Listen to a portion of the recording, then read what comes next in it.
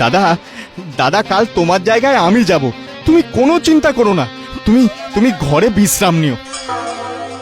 শ্যাম গেল সমুদ্রে ডুবে মরতে। রাজামশাই এলেন, সাথে রাজ্যের প্রজারা এলো শাস্তি দেখবার জন্য। কি তুমি কাল লাল জামা গায়ে দিয়েছিলে না, আজ নীল জামা পরে এসেছো কেন? মায়ের আদেশ মহারাজ, আমি মায়ের প্রতিটা কথা অক্ষরে অক্ষরে মেনে চলি। আমি এবার আপনার আদেশ মানতে যাচ্ছি। মহারাজ বিদায়, বিদায় মহারাজ।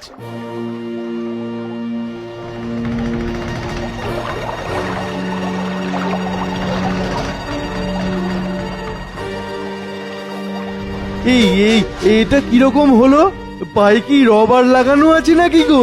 হ্যাঁ কি গো? সমুদ্রের জল রামের তো কিচ্ছুটি করতে পারলো না, জাদু তো না জানে বোধ হতেছে।